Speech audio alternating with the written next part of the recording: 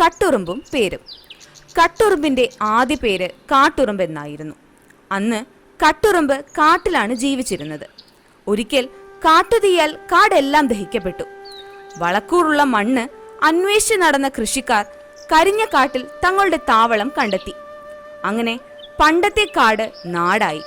എങ്കിലും അവിടെ കാണപ്പെട്ട കറുത്ത ഉറുമ്പുകളെ കൃഷിക്കാർ കാട്ടുറുമ്പുകൾ എന്ന് വിളിച്ചു.